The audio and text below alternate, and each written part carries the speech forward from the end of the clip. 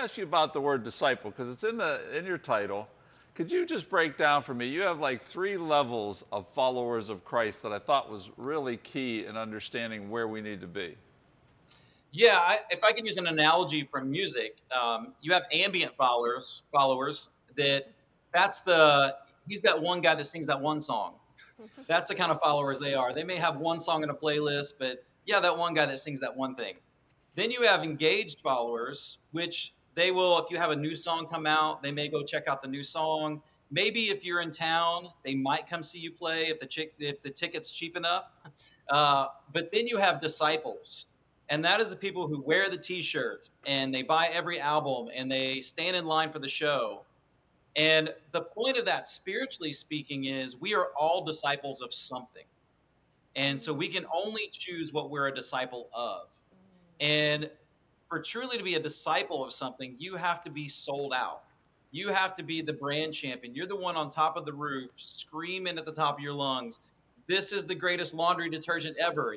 Then you are a disciple of Tide, or if that's the greatest one. I don't know. I'm not saying it is, but for us, when people say, "Well, if you're a disciple, that means you're brainwashed," that's not necessarily true. It does mean you're indoctrinated. I am absolutely indoctrinated by Jesus. I freely admit that. I can choose whether or not I'm indoctrinated by him, but I can't choose whether or not I'm indoctrinated. But it doesn't mean I'm brainwashed, because I still have the ability to freely think. When you're brainwashed, that ability to freely think is taken away. You must follow. And a disciple is someone who desperately wants to follow with everything in them. I think one of the key things you said earlier, and I think this alludes to it as well, is that a lot of times doubters don't doubt their doubts. They are hurt, like you said, or they have a question that a Sunday school teacher couldn't answer, or just said, well, you just have to believe it, and that's that. And so they wander off into this land of doubt, and there's lots of people that will pull them that way.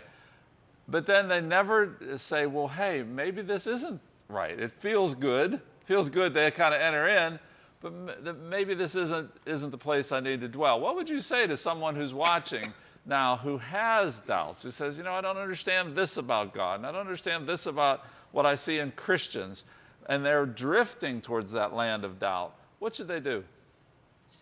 Well, a lot of times people are looking for a perfect worldview where everything works out and you're in some sort of angelic, if I can use Lord of the Rings, where the elves sail off into the land where everything is perfect. And that's not going to happen on this side of Earth. So whatever worldview you're moving towards, it's going to have problems as well. And we're talking about probabilities and plausibilities. You and I know that knowledge-wise, I can't prove God. Now, I can be experientially certain, but I can't knowledge be certain. But when you start stacking up these worldviews, please look as critically at the worldview you're moving towards, especially if it doesn't include God as the one you're leaving. Because I think that if you look at them fairly and humbly, you're going to find far more problems in a worldview without God than you are one with God. What's trending right now is deconstructing your faith. And we're seeing a lot of believers, they were believers, kind of walking away from their faith. How do you address that? Well, one, I think that the church could be handling it a little better, in big C, not any particular little c, in that we shouldn't panic about it. Deconstructions happen all the time. My theology has changed some from the time I was first a believer. That's a deconstruction.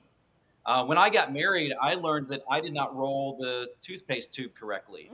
I had to deconstruct that belief. My wife had to educate me on that. And so all deconstructions aren't bad. In fact, questions are good. One of my favorite passages in the Bible is Matthew 11, 2 through 10, where John the Baptist is in jail and he's getting ready to be put to death. And he kind of knows that's what's going to happen, right? And he has doubts, but he does a couple things that are really important. He doesn't doubt in isolation. He tells somebody. He tells his disciples, and then he sends his disciples to Jesus to go ask him, right? And then when they get to Jesus, Jesus does a couple things. He gives evidence. And so he doesn't panic. He doesn't say, John, tell John he should know better. Tell John, because Jude 22 says we should be patient with those who doubt. And then the other thing Jesus does is he defends John and he gives honor to John.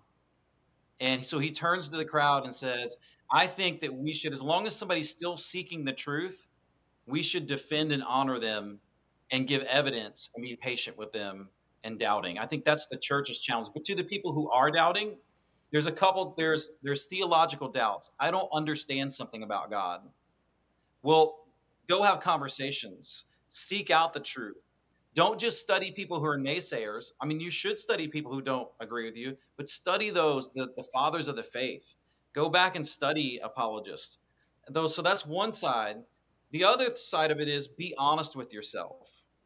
Are you really having a crisis of faith because of something theological? Or is there either something in your life that is sinful that you just want to do and you don't want anyone to tell you no? Because one of the problems that we have in a modern Christianity is we don't want Jesus to tell us no to anything. We don't want God to tell us no. And C.S. Lewis says this, that we want God to just be kind, but love is more severe than kindness.